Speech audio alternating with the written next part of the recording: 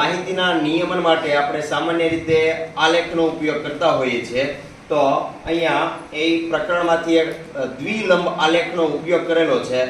આલેખ માટે રકમ પણ સાથે મૂકેલી છે એટલે તમને એ પણ ખ્યાલ આવે કે કયા દાખલા આધારિત આ TLM બનાવવામાં આવેલું છે. તો અહીંયા આપણે જોઈએ કે x અક્ષ ઉપર અલગ અલગ વિષય અને y અક્ષ ઉપર એમાંથી જે મેળવેલા ગુણ છે અને દ્વિલંબ આલેખ એટલા માટે દોરેલો છે કારણ કે અહીંયા તમે જોવો છો કે પ્રથમ સત્ર અને દ્વિતીય સત્ર બંનેના ગુણ એની અંદર સાથે દર્શાવવામાં આવ્યા બરાબર. તો પ્રથમ સત્ર માટે આપણે પીળા રંગની પટ્ટી વાપરેલી છે અને જ્યારે દ્વિતીય સત્ર માટે લીલા જેવા રંગની આપણે પટ્ટી વાપરેલી છે બરાબર. તો વિદ્યાર્થીઓ પ્રમાણમાપ સારી રીતે લઈ શકે એટલા માટે થોડુંક મોટું દર્શાવવા માટે આપણે આમાં ઇંચનો ઉપયોગ કર્યો છે. નોર્મલી આપણે જે ગ્રાફની અંદર સેન્ટીમીટરનો ઉપયોગ કરતા હોય, એક ખાનું 1 સેન્ટીમીટરનું હોય, પ્રમાણમાપને સારી રીતે સમજી શકે એટલે પ્રમાણમાપ 1 સેન્ટીમીટર, ખરેખર 1 ઇંચ વાપર્યું છે પણ આપણે દર્શાવવા માટે 1 સેન્ટીમીટર બરાબર 10 ગુણ દર્શાવવામાં આવ્યા છે. તો અંગ્રેજીની અંદર પ્રથમ સત્રમાં 67 અને બીજા સત્રમાં 70 ગુણ મેળવે છે. તો વિદ્યાર્થીને સમજાવવા માટે આપણે 67 એટલે 60 ની પછીનો ભાગ છે અને બેયની વચ્ચોવચ આવે ત્યારે 65, તો 65 કરતા સહેજ વધુ હોય એ રીતે પટ્ટીને કાપીને ત્યાં લગાડવાની. અને 70 માટે એ તો બહુ સિમ્પલ છે, ખ્યાલ આવી જાય કે 70 સુધી પહોંચે તે રીતે એને દર્શાવવાની. એવી જ રીતે આપણે હિન્દીના, ગણિતના, વિજ્ઞાનના અને સામાજિક વિજ્ઞાન માટે આખા બધા દ્વિલંબ આલેખ તૈયાર કર્યા છે. જો આ પ્રકારની આપણે વિદ્યાર્થીઓ પાસે પ્રવૃત્તિ કરાવીએ તો આમાં વધારાના જેટલા પણ કાર્ડ પેપર પડ્યા હોય તો એનો ઉપયોગ પણ થઈ જાય. વેસ્ટ માંથી ટૂંકમાં આપણે બેસ્ટ કર્યું કારણ કે પાછળના ભાગની અંદર કાંઈક ને કાંઈક લખાણ લખેલું હોય તો બીજી એક સાઈડનો આપણે આ રીતે કટિંગ કરીને યુઝ કરી શકીએ. અને જો આ પ્રકારનો ગ્રાફ એક વખત પણ રેડી હોય તો નવું પ્રકરણ જ્યારે શરૂઆત કરવાની થાય તો ગ્રાફ વાળા ચેપ્ટરની અંદર નોર્મલી એવું હોય કે પરમેનન્ટ ગ્રાફ આપણી સ્કૂલની અંદર હાજર હોતો નથી બરાબર. આ ઘણી સ્કૂલો એવી છે કે એની અંદર ડિઝાઇન કરીને પરમેનન્ટ ગ્રાફ બનાવેલો હોય તો દર વખતે આપણે કંઈક ગ્રાફ જેવું દોરવું પડે. હવે ડિજિટલ બોર્ડ આવી ગયા તો એની અંદર એવી ફેસિલિટી આપેલી છે કે ભાઈ ગ્રાફ માટે તૈયાર આખું બોર્ડની અંદર તૈયાર થઈ જાય. પણ જેમની પાસે જે નથી આવ્યા એ લોકો આ મેથડનો ઉપયોગ કરીને જો એક જ વખત એને પ્રમાણમાપ લેતા આપણે શીખવાડી દઈએ કે 1 સેન્ટીમીટર બરાબર આ પ્રમાણે ગોઠવવાનું છે અને એના આધારિત આ ગ્રાફ એકવાર તૈયાર કરેલો હોય તો આ એક જ ગ્રાફ આપણે, અને તમને ખ્યાલ છે 8મા ધોરણની અંદર પણ ગ્રાફ આવે છે બરાબર. તો ત્રણેય ધોરણની અંદર આપણે વાપરી પણ શકશે અને તેનો ઉપયોગ છે એ 6, 7, 8 ના તમામ બાળકો કરી શકે. અને આપણે મેઇન વાત તો એ કે એક વખત મહેનત કર્યા પછી 2-3 વર્ષ જ્યાં સુધી આ તૂટે કે ફાટે નહીં ત્યાં સુધી એનો ઉપયોગ કરી શકશું. Okay, thank you. ત્યાર પછી એક રંગ આપ્યો છે અવિભાજ્ય સંખ્યા માટે. લીલા રંગે લખેલી જેટલી સંખ્યા છે એ બધી અવિભાજ્ય સંખ્યાઓ છે. આ રીતે અમને એકી, બેકી, વિભાજ્ય, અવિભાજ્ય એનો ખ્યાલ આવી શકે. અને જે બધી એકી છે બધી સઅવિભાજ્ય સંખ્યા તરીકે એને સમજાવી. બાળકો રમતા રમતા કામ કરે એટલા માટે આવું બનાવ્યું છે.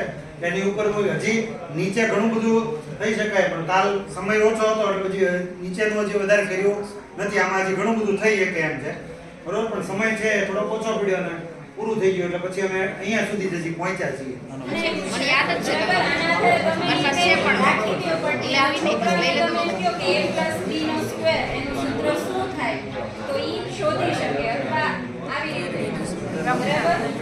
બધાના સૂત્રો મેળવી શકે. આવું તમે ઘનમૂળ, વર્ગમૂળ બધાનું બનાવી શકો.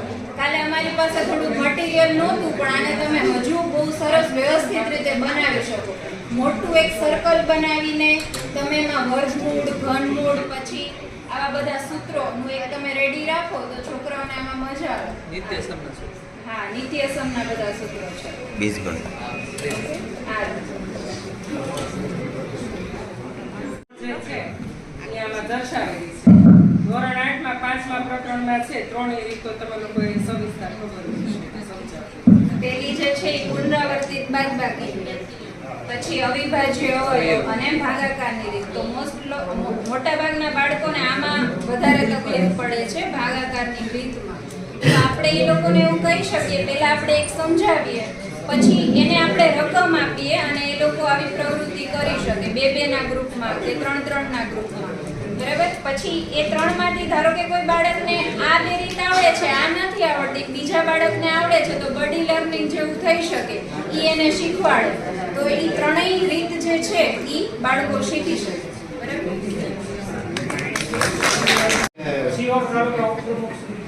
રસા અને અંસા માટે બનાવ્યું છે અમે ધોરણ 6 માં આવે છે સંખ્યા સાથેની રમત. એમાં ધારો કે તમને અહીંયા ઉપર આપણે એકી બેકી સંખ્યા, ઉપર એકી સંખ્યા છે, નીચે બેકી સંખ્યા છે. એ જ રીતે બીજી પટ્ટીમાં ઉપર એકી સંખ્યા છે, નીચે બેકી સંખ્યા છે. હવે ધારો કે આપણે 12 અને 18 નો લસા લેવો છે તો આ પટ્ટીને આ બાજુ ખસેડવાની છે, અને ગુસા લેવો છે તો ઓલી બાજુ ખસેડવાની. ધારો કે અહીંયા 18 ઉપર છે અને અહીંયા 12 ઉપર છે, તો આપણે 12 નો આ પટ્ટી અત્યારે મોટી છે તો 12 નો ઘડિયો બોલી તો 12 પછી 12 દુ 24 એટલે અહીંયા 24 આવશે. તો આ પટ્ટી અત્યારે મોટી થઈ ગઈ, તો હવે 18 નો ઘડિયો બોલી એટલે 18 દુ 36 એટલે અહીંયા 36 ઉપર આવશે. 12 નો ઘડિયો પાછો બોલશું એટલે 12 તેરી 36 એટલે આ બે પટ્ટી હરખી થઈ જશે. એટલે આપણને ખબર પડી જશે કે આ લસા છે. બરાબર. અને ગુસામાં 12 અને 18 છે તો એમાં બાદબાકીની રીત વાપરવાની. અહીંયા 18 છે, અહીંયા 12, તો આમાં 18 માંથી 12 બાદ કરો એટલે કેટલા થશે? 6. એટલે સીધું 6 ઉપર પટ્ટી થશે. અને પછી આ 12 છે, 12 માંથી પાછા 6 કાઢો એટલે 6, બે 6 આવ્યા એટલે એનો ગુસા 6. વાહ, સરસ. કઈ આપણે નહીં તો એ છે. લંબ આલેખમાં અલગ અલગ પ્રકારનું પ્રમાણ માપ આવે છે. આમાં માત્ર એક્ઝામ્પલ તરીકે એક પ્રમાણ માપ લીધેલું છે. પ્રમાણ માપમાં આપણે પ્રાઇમરી લેવલે જોવા જઈએ ને તો કાં તો 1 આવે છે, કાં તો 2 આવે છે, કાં તો 5 આવે છે, કાં 10, કાં 50 અને કાં 100. મેક્સિમમ 100 કરતાં વધારે આવતું નથી. તો આ રીતે 1 સેન્ટીમીટરના આમાં ખાના પાડેલા છે ચોરસ, x અક્ષ અને y અક્ષ ઉપર. નેચરલી લખવા માટે બે બાજુ ગોઠવેલું છે. આમાં અલગ અલગ પટ્ટીઓ લીધેલી છે. હવે આને તમારે જેટલી ખોલશો, ધારો કે તમારે 4 રાખવું છે તો આ 2 ખોલશો તો 4 આવશે, 3 ખોલશો તો 6 આવશે, 4 ખોલશો તો 8 આવશે, એ રીતે 10 આવશે. બરાબર.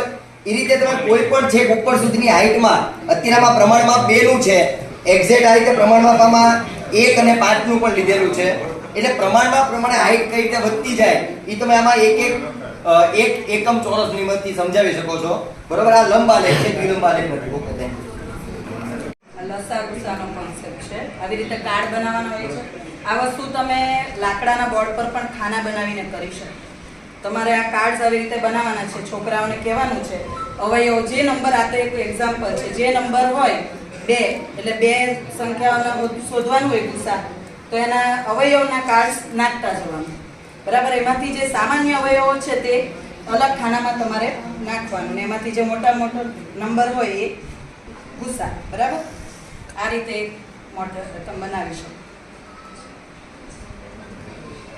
કરવાનો. માનો કે એક નંબર 2 છે, બીજો નંબર 4 છે, તો બાળકને કહેવાનું કે સરવાળો છે એ હંમેશા જમણી બાજુ થશે, એટલે 4 આંકડા છે એ જમણી બાજુ આગળ ચાલશે. બાદબાકી કરવાની હોય તો ડાબી બાજુ આગળ વધવાનું. પણ 1 થી 10 સંખ્યાઓ છે એમાં બને ત્યાં સુધી આપણે એવું ધ્યાન રાખશું કે મોટી સંખ્યામાંથી નાની સંખ્યા બાદ કરશું. એ પ્રમાણે ગુણાકાર છે તો પુનરાવર્તિત સરવાળો છે એ આપણે આગળ કરશું. એ પ્રમાણે સરવાળો, બાદબાકી અને ગુણાકાર એ સંખ્યા રેખા ઉપર પૂર્ણ સંખ્યા માટે આપણે દર્શાવી શકીએ.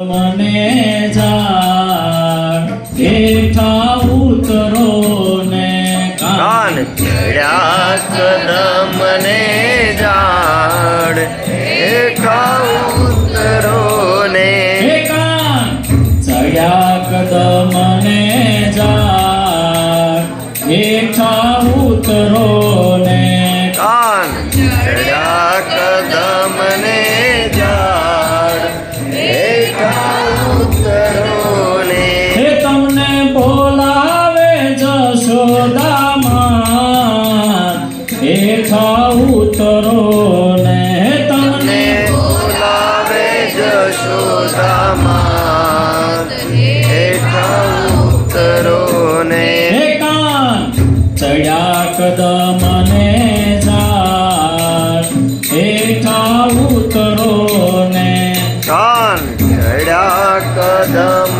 ને ઝાડ હેઠા ઉતરો ને દાંતણ દાડમી તમને કાના સાતમ તાળમી તમને કાના દાંતણ દાડમી તમને કાના પાતળ દાળમી તમને કાના હે તમને દેશું કસળેલી કુશ હેઠા ઉતરો ને હે તમને દેશું કસળેલી કુશ હેઠા ઉતરો ને ચાલો આપણે તમારા કાનને જમાડવાના હતા ને આવડે જમવાનું આવી ગયું છે